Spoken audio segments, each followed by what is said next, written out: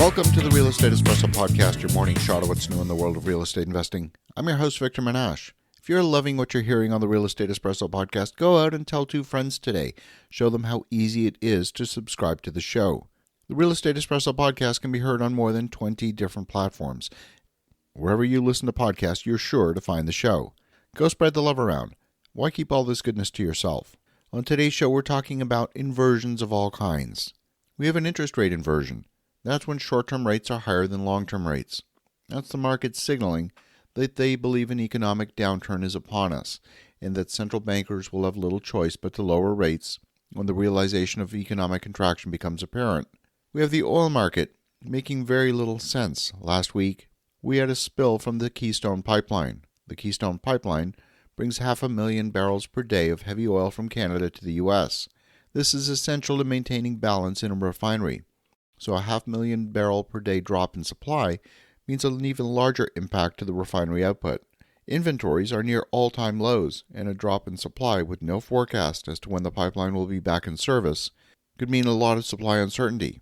We're at the start of winter heating season, and against that backdrop, you would expect the oil price futures over the next 90 days to increase. But only a few hours after the announcement of the oil spill, it's as if nothing happened. The market completely discounted it. We have China appearing to be on the path to reopening the economy from their zero-COVID policy. That, too, could theoretically increase demand for oil globally, even though some of that oil is going to come from Russia. Here, too, no impact on prices. Higher interest rates have impacted returns in the stock market. It caused prices to fall in the bond market. It's devalued virtually all the debt that's been issued in the past decade. The real story is the path to improved returns relies on timing a transient condition. What investors really want to happen is for good quality investments to drop precipitously in value in the short term, and then those good quality investments, which will do well over the medium and long term, will represent an opportunity to buy in at an excellent entry point and offer outsized returns. It's really as if the market is asking for a repeat of the great financial crisis. The vultures can then swoop in and pick over the carcasses of those good quality but slightly damaged and dented assets. We're seeing the same investor sentiment in the stock market, where fund managers are being tasked to buy good quality, well-managed companies that are experiencing a short-term issue.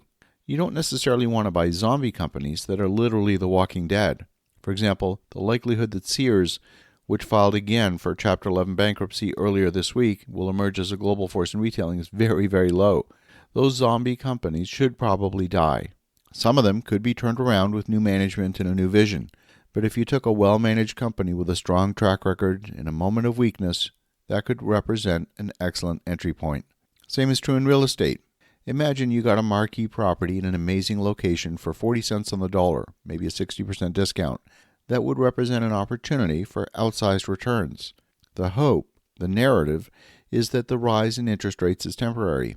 The economy will weaken and all the central banks all over the world will be forced to lower interest rates. The idea is that the macro environment can destroy wealth temporarily through rising interest rates, and we keep hearing that there's a lot of money sitting on the sidelines waiting for opportunity. I actually believe that to be true. The idea that we should be happy to invest in assets that are overpriced with thin profit margins where you just wait 20 or 25 years to break even on that investment is insanity. But yet that's what the bubble market conditions have been telling you to do for much of the past 5 years. Some of the best assets in the world have experienced a failure along the way. I mean, think about the Chrysler Building. Once the tallest building in the world, the building experienced a few financial hardships in its life. The building even went into bankruptcy in the mid-1970s after Saul Goldman allowed it to fall in disrepair. Number 40 Wall Street, another 75-story tower in Manhattan, diagonally across from the stock exchange. That building also was vying for the tallest building honors. It too was in distress and 97% vacant before it was acquired for pennies on the dollar. The Empire State Building on 5th Avenue and 34th Street similarly had its flirtation with death a few times in its life. All 3 of these are good quality assets in good locations, and those who bought the assets at a steep discount were the ones who profited wildly. Now is the time for investors to play defense, to get existing assets onto a safe footing so that when the opportunities do present themselves, you're not distracted by putting out fires. You want to be able to focus largely on acquiring new assets that will propel your portfolio to the next level. As you think about that, have an awesome rest of your day. Go make some great things happen. We'll talk to you again tomorrow.